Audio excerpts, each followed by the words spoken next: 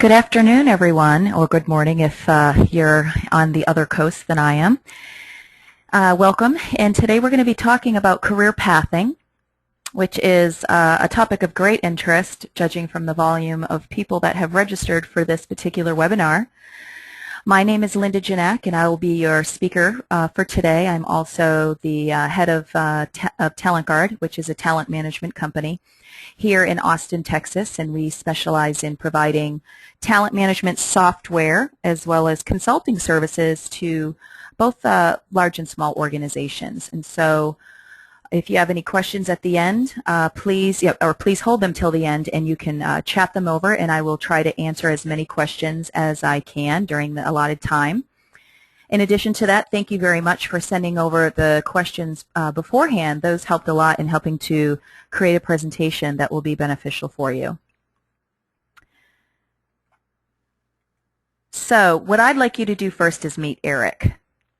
Eric is a very smart, intelligent, happy-go-lucky guy who is known within his company as the business development rock star.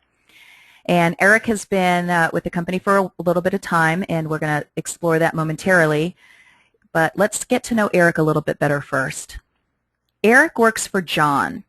And in previous presentations, if you've joined us before, we introduced John as a new leader in the organization who had recently been promoted to Director of Sales. And we have a link here if you want to learn more about him, because I'm just going to talk briefly about him.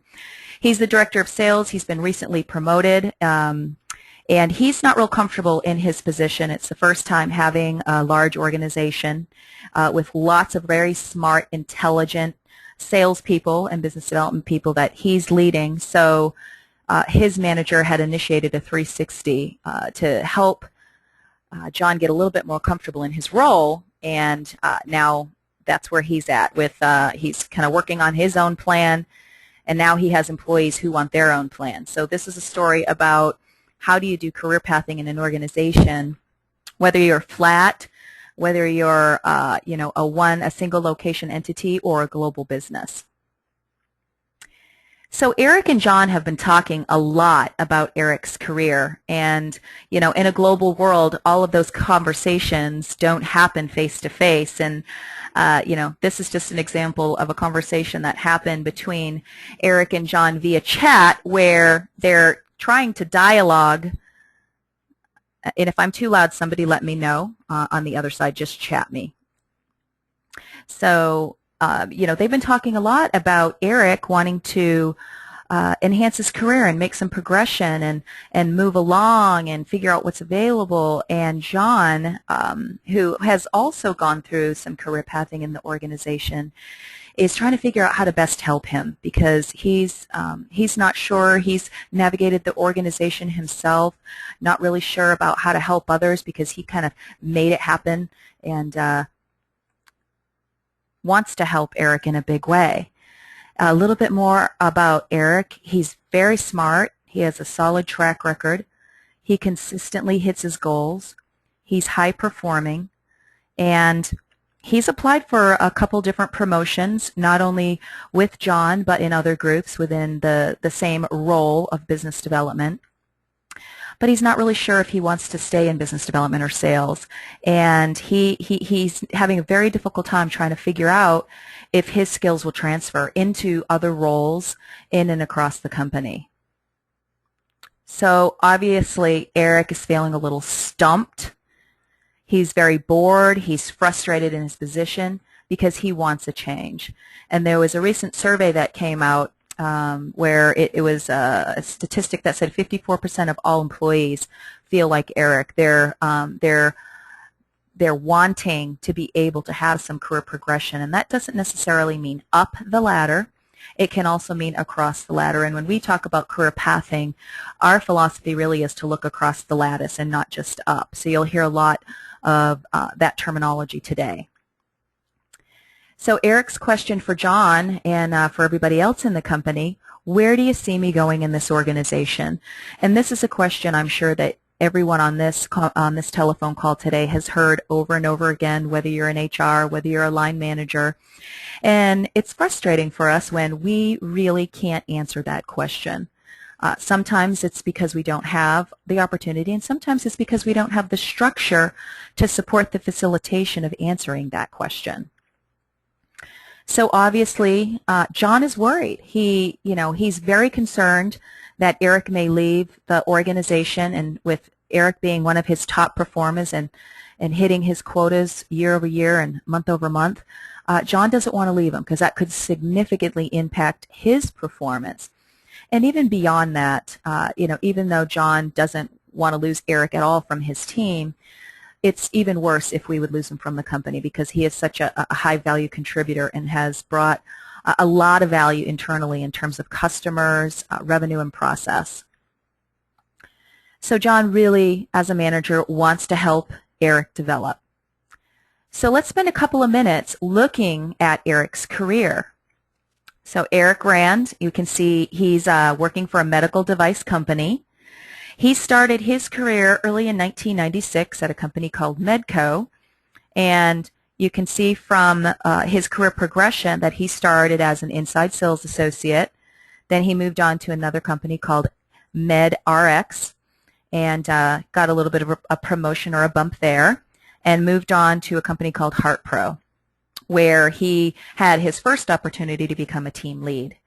Well, where we start to see that orange color is where he joins his current company. And you can see he's been there for about 6 years-ish. He's got a master's degree. We know what some of his aspirations are. And he was in his business development associate role for quite a long time. And we can see that he recently has moved into this business development role. So there are some questions here that we can start to answer, which is, if he just got into this biz dev role, why might he want a career path so quickly? And we'll explore some of that momentarily. So Eric is proactive. He's, if you look around in your organization, you're going to find a lot of these people in your company who are very proactive about their career. You don't really need to tell them what to do. They are looking for self-improvement. And we can see here that Eric is very focused on self-development. He's done over 20 skill development classes on his own without anybody asking him to go do it. He's constantly networking internally to not only to find other resources that can help him from mentorships, but to really understand, what's available and what can I learn about, because he's struggling to find some of this information online. Working with mentors on management skills because he is a new manager. He spends lots and lots of time either on his internal job board or on the external job site just to get familiar with the types of opportunities that exist in the company. And he's also attended many internal career fairs where the HR organization has set up, programs to help facilitate the communication and the dissemination of information to help people get better acquainted with their organization. And so he's a go-getter. But he has unanswered questions. What are the competencies required in other roles? He's having a hard time not only for his own position, and thank God he has a manager that tells him what's expected of them, but what competencies do I have, and what competencies are required in other roles, so that I can start to, at a very cursory level, make some guesses as to what might I have to fill in terms of a skill gap so that I can move in other places. How am I going to fill those learning gaps? What resources are available to me? And what are the right resources? Oftentimes what we find is a huge catalog of training within an organization, but it's very seldomly mapped to particular competencies and then indicators within those competencies. So employees are not sure which ones they should choose to help fill the gap as quickly as they can. Who can help Eric make a change? Is it his manager? Is it HR? Is it someone else that he should be discussing his career ambitions with? Also, the thought that we really don't want entering Eric's mind is it time for me to go? Oftentimes with your high players, we don't want them to go. So John's desperate to find help that will enable Eric to see his potential, the paths where he may be able to grow, to run scenarios on things so that he can test what might be of interest to him. And so John knows exactly who to go to, and that's Sarah. Sarah is your HR leader within this medical device company. She's been around for many, many years, over 10 years with the same firm. She looks young, but she's a whippersnapper. And Sarah is an advocate for career pathing. It's an area that she was hired in for many years ago, where they tried to start a career pathing project, but it got shelved several times. And it's something that she has always wanted to introduce, and it's the right time for her and her organization. And she had to sell her executive team on the benefits, and it is a sales job trying to get buy-in for a career pathing project. But there are direct benefits, and if you can take these direct benefits and build out an ROI model, it doesn't need to be sophisticated, it's going to help you communicate with your leaders and your line managers and your executive team the reasons why they need to get on board. And a couple of those reasons, and we have some direct and what I call collateral benefits.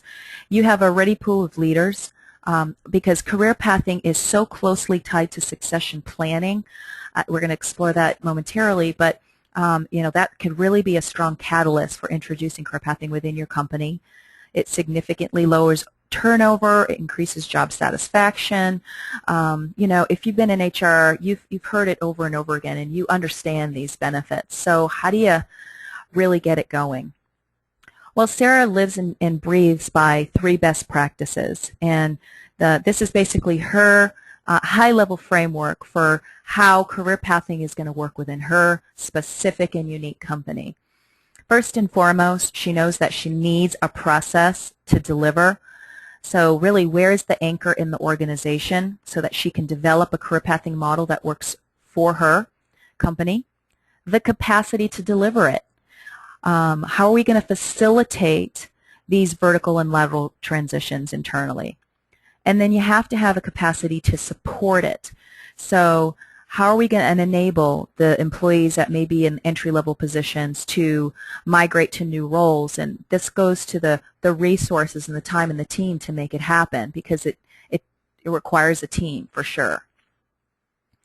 So now let's explore the process to deliver. The question that we get all the time here at TalentGuard is, where do I start? It can be so overwhelming. And as I mentioned a minute ago, you need to tie it to the CEO's agenda. Most often what we have seen in 90% of our consulting engagements is that tying career pathing to succession planning is the most successful way to get a project like this introduced within your company, because succession planning is typically not only on the CEO's agenda, it's on your board's agenda. They're asking the CEO what's happening in terms of succession planning. And if you were with us on our previous webinar, which was on succession planning, you know that Sarah successfully got that project approved, and she identified 10 key positions that the organization agreed we needed successors for. So within those 10 positions, she had already started to create the basis of a competency framework, which is going to be very beneficial for her and what she's going to leverage moving forward in career pathing. And if you want to learn more about what she did in succession planning, we also have a link for you there. So Sarah is a high collaborator because she knows that unless she's working with people that are outside of HR, that this project will be very difficult to get adoption on and to get buy-in from. So her task force includes executive players, line managers, individual employees, HR and OD professionals that work together to one, become the evangelist team, and to two, to build the structure and the infrastructure to not only roll out an entire program, which requires change management, but what it really boils down to is rolling out a model in her company that truly teaches employees how to manage their careers. More often than not in organizations, we hear that that's the motto and that is expected, but rarely do we see the support from the organization where they're teaching employees how to do it. And you need to be taught in a way, because it's a very in-depth process. So Sarah had a model that she's used before in other organizations, and this is just a very high-level model. This is actually broken out into about 27 different steps with lots of tasks underneath, and we will be in the coming months uploading our entire career framework that provides the steps and some details and communication strategies that need to happen in order for it to be successful. But for this presentation, we want to keep it at a cursory level. So she knows, at high level, she needs to collect all her job data in addition to the 10 roles, analyze gaps. She needs to map various different progressions within departments, across territories. She needs some way to visually share it with employees and or some kind of software that employees can use to build their different map scenarios.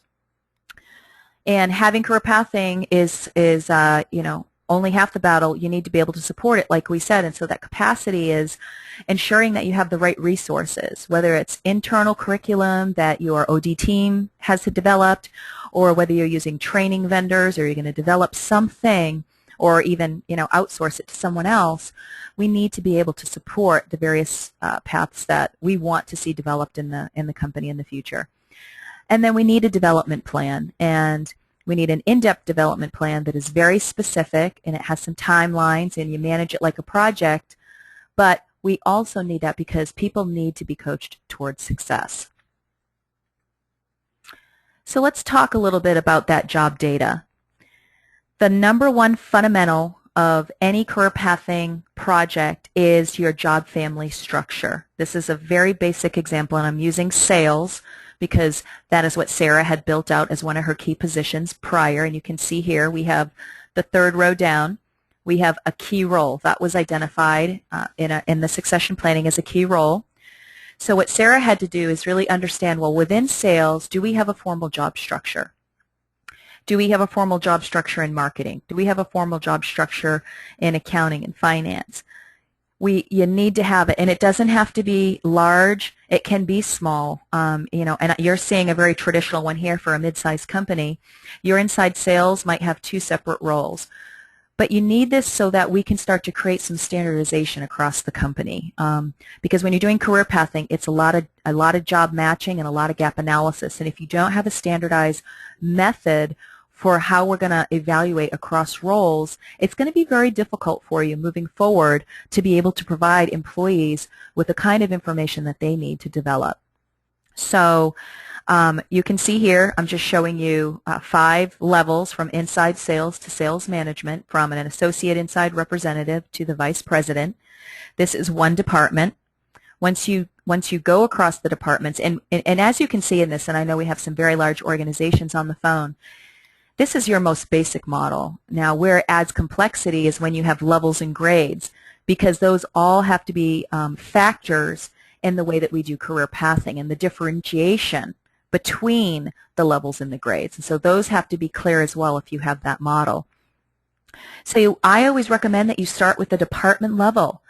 And the thing I also want to caution you for is, if your organization is one where you have a lot of one-off positions, so for example, this is our model, we agree to it, but then we come up with this other job title because it's sort of kind of like X, and it doesn't fit here or it does fit here, it's going to cause tremendous pain in the future, because 1 becomes 10 becomes hundreds, and I see it over and over and over again. And this kind of process is going to take months to create if you don't have it already. So you start with department, you move to your business areas, and whatever that means for you.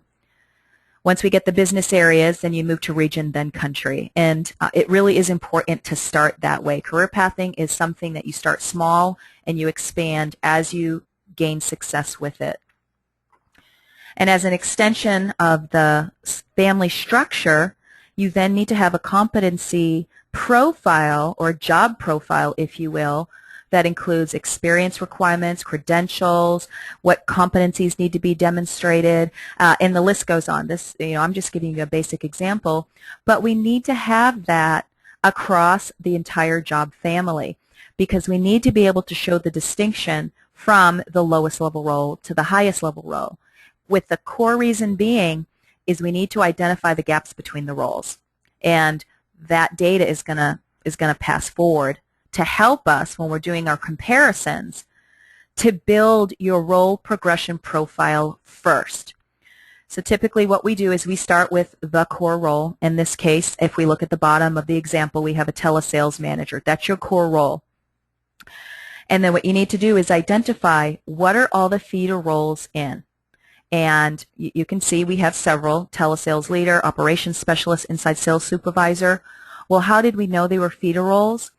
Well, it's because we created, when we were doing our competency gap between the job family structures and roles, we identified that if you met X% of the competencies, that is going to be a feeder role into telesales manager. And that percentage is going to be unique to every company.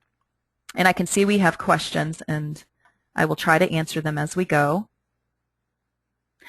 Yes, these slides will definitely be provided as at the end of the session. They're tape recorded. So what you can see here is that you really need to understand it both for the feeder roles in and for the feeder roles out, right? Everything is a feeder role for something else. So remember when I said you start with department, I'm starting here basically with the department. But as I continue to develop and build it out for my business areas and my regions, I might see here business development specialist for U.S. And it might be a different title with a little bit of a different competency model in Canada or in Europe, where I'm going to start mapping. This is for UK, this is for Canada, and this is how they map. And some people in some organizations, this is good enough for them, and this kind of a model will work. Obviously, the more roles that you have, the more complicated this will be for you to actually share it with your employees when you're thinking about it on a global scale. But this is the framework with which you have to start in order to identify how career pathing works in your company. Once you start identifying those feeder roles, then that's only the first part, right? So what we have are the job specs, if you will. Well, that's only 50% of the equation. The other 50% is that you need an employee talent profile. And the employee talent profile is made up of a couple of different things. First and foremost, a skill profile. So if we've already defined the competencies against the role, we need to enable employees to do a self-assessment of their skills against that role. From that, we need to have some data behind the scenes that enables the management team and HR team and the individual to assess readiness. What's the variance between where I am and where I need to be, and how long is it going to take me?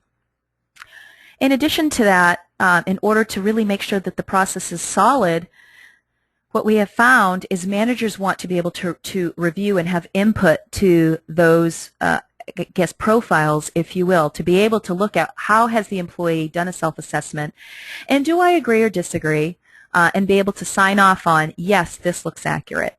And so bringing managers into that process is critical.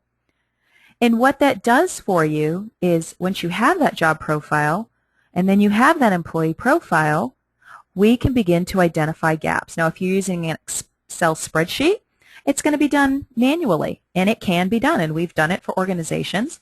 We've done it for divisions of large organizations.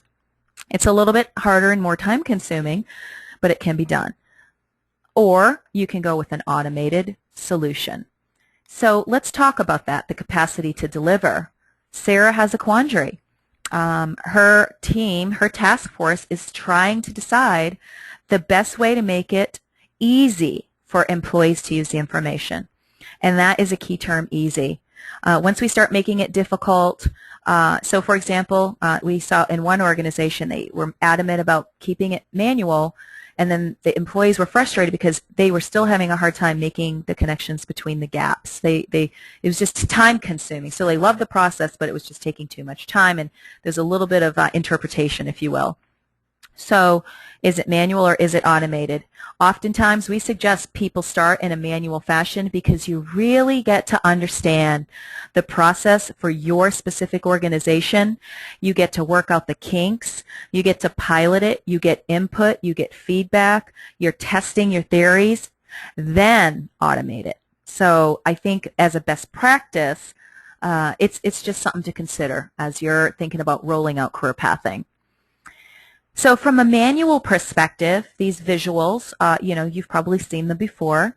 A manual approach is going to look something like this if you want to move outside of your spreadsheets. The problem with the pyramid, in my opinion, is it's always looking up. And if you're an organization who's really trying to promote, especially a flat organization, and you don't always want to promote up and you want to promote across, then the bottom two are going to be much better for you, where it shows, there is some lateral movement up, but the majority of the focus is across the organization. And I'm just showing one department. And then in the bottom one, in the Campbell Soup slide, where they're showing from one lateral group to another lateral group globally. How do you do that? Well, there are ways that you can do that with great visuals. And the pro is it looks good. It's a quick snapshot. It's easy to see the paths. It's very simple. Somebody can write on it if they will. It works well in a single department or a small company. It's suitable for print, and it's typically very low cost. The con, right, is that if I want to click on the box recruiter to trainer, there's not going to be anything automated that pops up that shows me the gap. So it's limited interaction. There's no what-if scenarios, and this requires some constant updating. So, usually every quarter. So that's what you can anticipate, is these may be updated on a quarterly basis. And I have a question on this from, I think it's Hila. I'm sorry if I'm not pronouncing that right. Of is not readiness profile the gap of self-assessment and what the competency is noted for in the career path model? Could you clarify what is meant by the gap between the business need? And I think what she's referring to is in the previous slide here. Let me move back. The gap here, the readiness profile. So if we talk a little bit just for a moment about succession planning, what we typically start to see, and remember she did this for that role, that's why I'm speaking specifically to that, and we can talk more offline if you need help. So if an organization has, let's just say it's the head of sales, and we know the head of sales has been there for a while, what we need to start to think about is how long will that head of sales be in that role? And based on an experience, if you're a very mature company and you've been around for a while, you typically know what the turnover is like within that role. So let's just say it's 2 years. Well, within 2 years, we know that we're going to have to develop certain individuals to be able to progress in that role. But not only that role, the role that's going to be filled by those people who are going to be potential successors. So when we think about readiness, readiness is thought of in terms of time. That's one factor. What is the time to develop? And then the gap. What are the employee gaps? And how significant are they, and how long will it take them to develop, and how deep do we need them to be? And typically what happens is when you're on your succession plan, I'd say a lot of organizations look their horizon is kind of in 3-month time horizon, so 3 months, 6 months, 9 months, a year. So we have to start thinking about, when you're doing the planning, what succession will reveal is you either have successors for that role, and if you do have successors, here's how far off they are, or you don't have successors. And if you don't have successors, you have a bigger gap, because now you have to start thinking, am I going to start developing them from scratch, or am I going to look externally? So that's really what readiness encompasses. And I think I'll try to keep answering, but they're snapping at me. So let's just kind of pay attention to Sarah's reality. Sarah's reality is a little bit more challenging than the manual approach. She has 15,000 employees. They're a global organization. She has 600 unique roles, and that's down from 900 that we started with. So we had to eliminate a lot of those one-offs. We consolidated, we collapsed a lot of roles, and that was a whole team effort. So she really needs to think in much broader terms. So what does she do? Well, she's a resourceful person, just like most HR organizations. So thinking about what can I do to solve the problem? Well, Sarah took it upon herself to try a potential approach. And what she ended up with was a map that shows a lot of connections. However, and these are only 40 roles that she started with. Remember, she has 600, and these are only laterals. So don't pay attention to hierarchy. But you can see from this map that would be impossible, number one, to communicate this to your organization. It looks like a big hodgepodge. And she did end up trying to communicate this into one of those pretty visuals, but the number of maps, even though it looked prettier, was just too much to manage.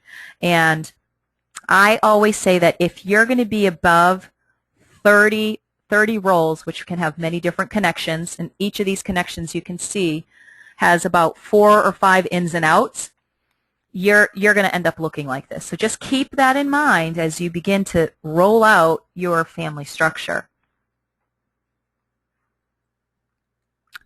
So her realization was that people will be even more confused. And this is where most companies fall short. And this is a company within this medical device company. It's actually a real scenario of a company that didn't have a lot of turnover because a lot of the employees were happy. They were in roles that were good, but they kept getting dinged on career development. And when I looked at the survey was, what could you be more satisfied with? But they didn't really break down career development. What within the career development area are you most dissatisfied with? And when you start to ask that question, you're going to get answers, which is people talking about the new mental model, which is I want more experiences, I want more skills, and I want more projects. It's not necessarily talking in terms of a lateral or a vertical move. So I highly recommend in any organization that's not having turnover that you talk in those terms. How can we give you more experience, more skills, and more projects?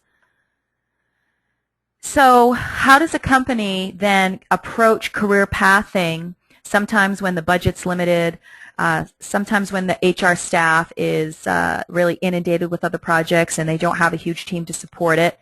Well, there are tools of many levels of sophistication. And I'm just showing you Talent Navigator as a potential automation solution that you can consider, whether it's us or someone else. But the solution that's going to work for you is one where you are able to build a dynamic map on the fly.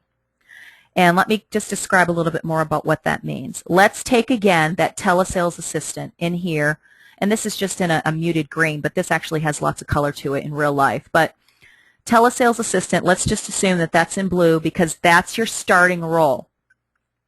Well, if you say this is my starting role and you're able to put that there and you just hit search, it's going to show you what roles are most like you in terms of experience, skills, capabilities, and preferences. And it's going to let you know what type of a match you are toward that role. How good, how off, and then it will start giving you progression timelines. But if I'm interested in then clicking on Biz Dev, I should be able to, for any one of these roles, go in and look at, again, what's the unique gap, what are the skills, what's the progression, and then Biz Dev becomes the circular, and then all of this changes dynamically. These enable you to share data across departments, across business areas, and across the globe in a way that enables employees to pick based on interest and based on match rather than based on up the ladder. And so I caution you when you're thinking about moving forward, think about something that is not just going to show progression up in its visual display, but that it's going to show many different options and many different circles, right? This can have an unlimited amount of circles around the tree, and many different scenarios can be built and saved for the employee. So that's going to be important. Why is it important? Because if you have something that enables you to build scenarios, if I want to go from telesales to biz dev specialist to biz dev manager, it's going to show me my skill gaps at every single point from each one of those 3 roles. How am I matched between the first progression and then the second progression?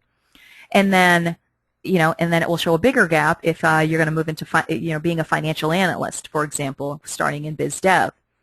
Well, what happens is as an employee and as a manager, we can go, oh my gosh, green, we're on target. We've got the skills. Yellow is these are skills that have been identified that are in development. You're working on those. And red are those skills that you don't have. So it's easy to see what you're missing. And then the employee can opt to, hey, I want to add this to my custom development plan. Whether you have a Microsoft Word document or an automated solution, you can say, all right, if oral expression is one of those gaps that needs to be filled for me to move forward, I'm going to add it to my development plan. Great, it's there. Now what? Like I said, it's one thing just to list it, but what resources are going to be available to you to be able to go and develop in that particular area to the expertise level that your organization has indicated? Well, you can't see it here, but this red bar, if you click on this thing called Development Options, it's going to bring up a list that's going to show you based on skills and then based on the indicators of your job profile what options are available to you. So it's a really tightly integrated LMS, if you will. So it ties those specific, it maps, if you will, those specific skills to learning resources that each organization can populate with their information. We have, you can populate third-party or you just develop them as you go along. And you don't have to start with it immediately if you're a small company. So that's something good as well. So capacity to support, it's all about the plan. As you know, within any initiative that you have, you need to have a very detailed plan of who's going to do what, when it's going to happen, how it's going to happen, and why, so that we can go and track those metrics later. And the capacity to support means that you need the buy-in by the team. And I've outlined here, when you put a task force together, these are the people who should be made up of it, and here's the role that each of them should have. And I would, urge you to get familiar with what's expected, and then for you to communicate those expectations to the people that matter as you're starting to roll out that team. And I'm not looking at this as this is the one-off you have conversations. This is your task force where you're meeting on a weekly basis, sometimes twice a week, sometimes monthly, and these are the decision makers.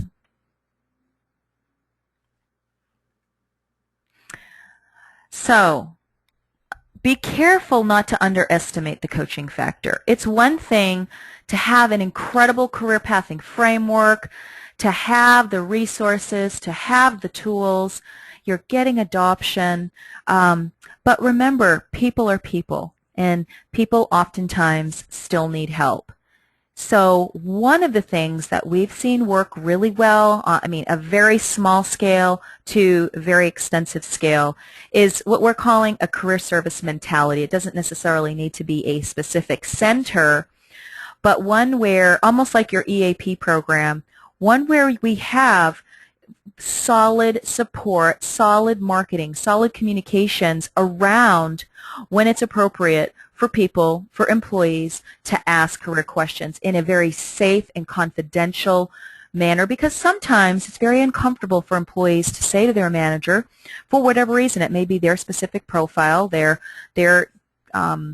more hesitant or shy, and they don't want to say to their manager, hey, I'm really interested in this role over here. It could be for a lot of reasons. They don't want to hurt the manager's feelings. They don't want to be exposed for fear of being fired. So a center can oftentimes be a really good strategy for introducing career pathing.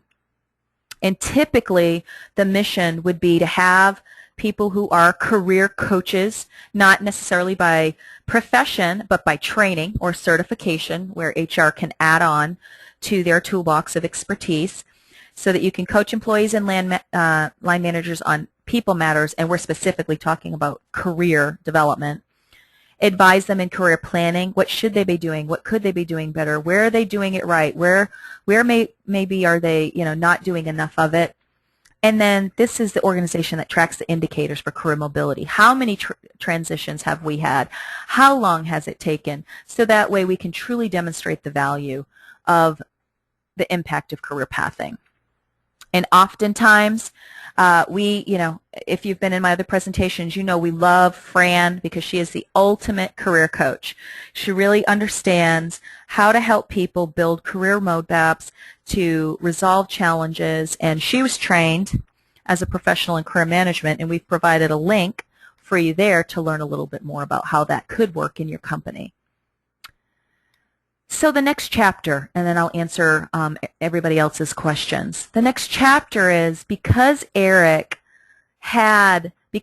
put that HR infrastructure together, because they went and did the process of the competencies per role, because they went and did the analysis of the gaps between the roles, because they introduced a tool that enabled employees to do that self-assessment against their specific role, which then carries forward into other roles because we know where the employee is assessing themselves and where the manager is, again, also able to add input. And HR was smart about this. They didn't do it just for the specific role. They enabled these other areas because sometimes that's where you can find those hidden talents. That was the structure to help Eric go and run scenarios to build a plan that talked about, that incorporated his vision, that reflected his skills and interests, that incorporated his values along with the company, and then he was able to manage the goals between him and his manager on where his career is going forward. And he had lots of career plans, actually. He had 3 different scenarios, and he was working on all 3. That put Eric in a position of knowing the options that were available because, remember, we're serving it up for them to play with. He was aware of the competencies because HR made it transparent in the company. He knew the learning gaps because HR did the hard work before by specifically pointing those out, so there's structure there for Eric to do that. He knew what learning resources were pre-approved. He knew that each employee had X amount of money to spend on their specific development. And because of that career pathing, and those scenarios like you saw with Eric's career timeline, the organization put out lots of those timelines. So Eric had people to talk to about their specific experiences moving and navigating throughout the company, which was not visible before. So he's a happy camper. In addition, John feels more effective as a manager because he knows exactly what Eric's interested in, how to coach him, and if he can't coach him, and John was trained by Fran, then he's going to bring Fran into the picture to help facilitate those discussions. And Sarah is thrilled because, as you know, the employee survey drives a lot of our success in HR and as talent professionals, and they saw dramatic improvements in job satisfaction. So that was something that she could take to her leadership team to prove the value as one data point that it's working. So we have happy employees, and at TalentGuard, that's really what we strive for, happy, engaged employees. In addition to that, satisfied managers and a relieved HR team. Those all equal a thriving company. And if you can pull those together, you can become that employer of choice. So just a couple of words about TalentGuard, and then I'm going to open it up for Q&A. And you can just fire them, and I know I have a whole bunch of questions here, so I'll start with those first. So as I mentioned, TalentGuard is a talent company. We do everything from performance management, career pathing, succession planning, 360 development, and more. So I encourage you to visit our website.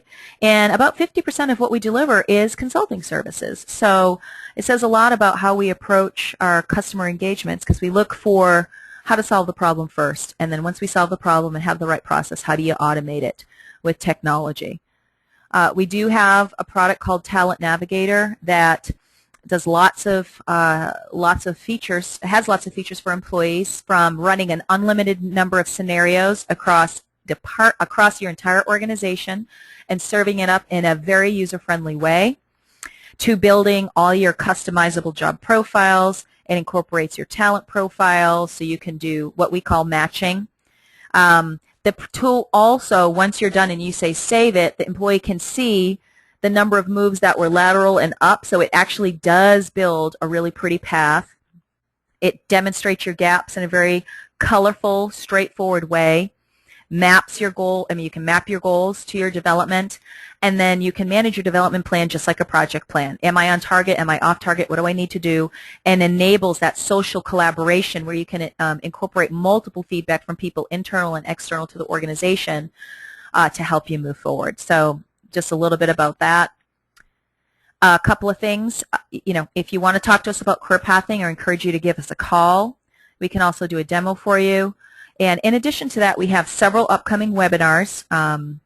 And this one, Making Performance More Manageable, we had so many requests to bring it back and do it in this format that we'll be doing that in the coming weeks. Employee development, how do you measure employee performance, is a kind of a tangent off of the performance management, making it more manageable, but it's much more specific in terms of development planning. And then how do you really make managers effective career coaches so that they can do the things that Fran does in their particular career. Also, we would love for you to connect with us. We post lots and lots of informative, thought-provoking articles on our blog. And, we're always doing Twitter and Facebook, and we're on LinkedIn. So, please come share your thoughts with us and look at our thoughts and engage in the conversation. And with that, that is the last slide.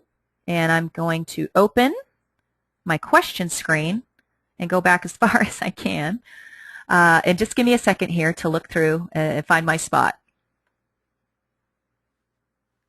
One other question, who identifies skills needed for each role? The skills needed for each role is, it can happen in a couple of different ways. Typically what TalentGuard has done is let's say that sales is the role. What we do first is ask the question, how many other functions touch sales? And the reason why we want to do this is because we want to understand a very 360 holistic profile of what are the competencies of that sales role. So, for instance, we may be asking marketing. We may be asking finance. We may be asking contracts. How do they engage in sales, and at what level and for what purpose? That will give you a good amount of information to help you start to build a framework that can then be tailored and customized for each of your sales roles. So that is one way that you can start. Second way that you can start is really looking at your job descriptions that you have internally right now. And start doing surveys internally with your own team. That's more of a simplistic approach.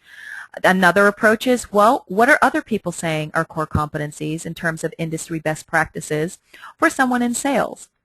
And we tend to look at all three of those, and we do all three of those because we want to get to as close of approximation as we can to those profiles, because the better profiles that you have, the better gap analysis and the better development planning you're going to be able to do. Okay. Thoughts on need and balance of supporting expecting line managers to fulfill the HR role actions, empowering the manager for frontline talent management versus HR being primary provider. Robert, I think that's an excellent question, and we are all about, I really look at HR being the infrastructure, the structure, the one who can facilitate the process, but what we've seen and where we've seen it work best, and we've had to have change management over this, is when line managers are intimately involved. And the number one reason why I see that management is not involved is because they don't have the data to act on, and they don't really understand how to be a coach versus a manager, and those two things are very different. When you're a manager, you're managing on performance, you're managing on projects, you're managing on timelines.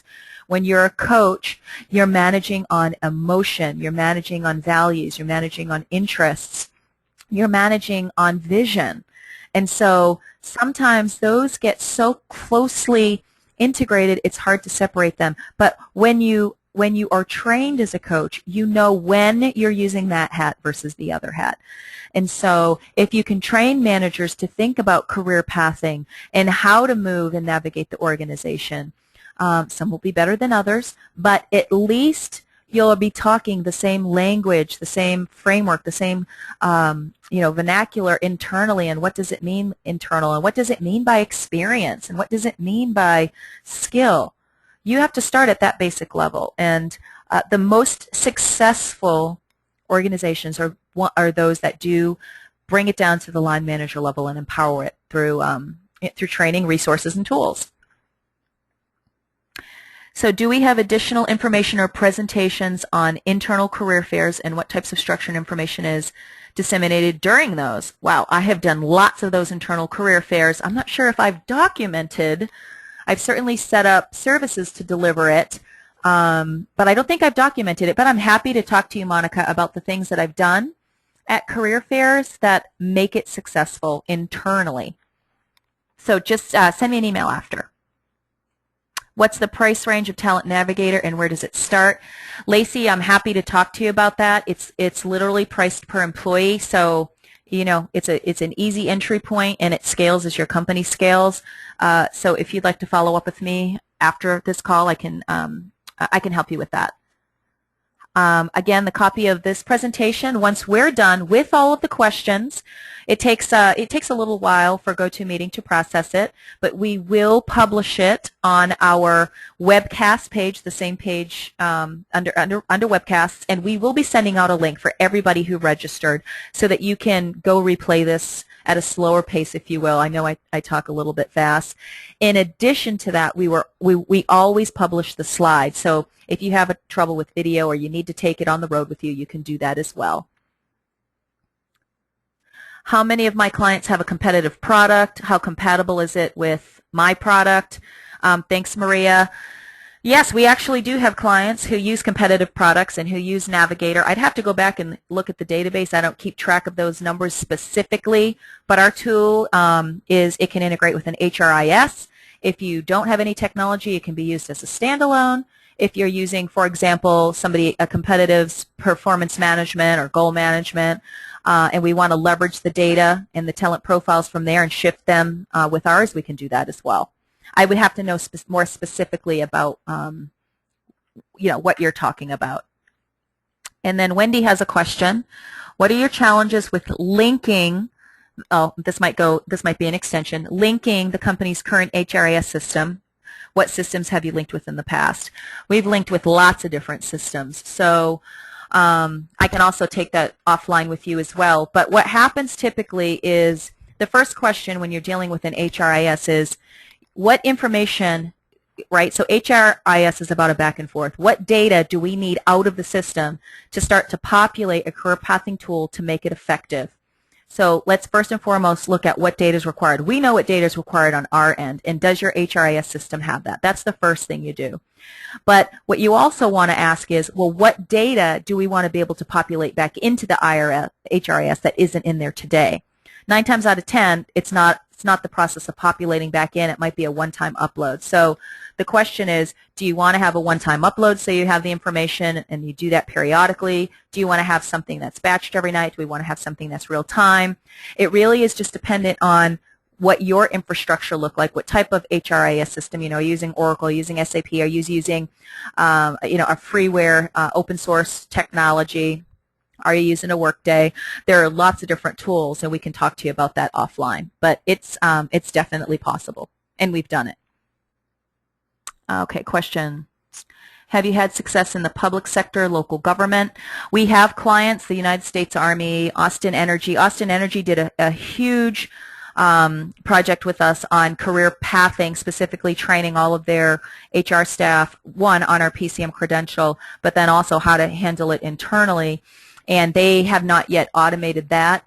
And we've done a lot of consulting on the public sector side, and we actually have some engagements right now that we're speaking to for the technology side, but we haven't deployed it within, like, a military branch or a city branch yet.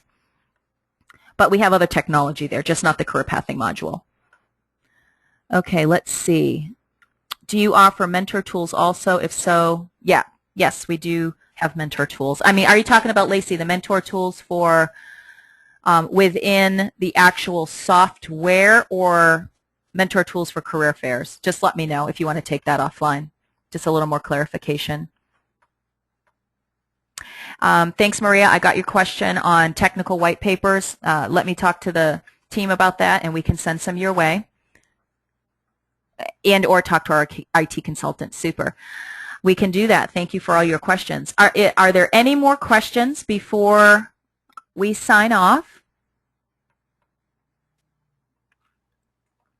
If not, I would love to hear your feedback, and if you want to just send me a note, that'd be great on this type of format. We've received some good kudos in the past about storytelling versus your traditional lots of words on PowerPoints.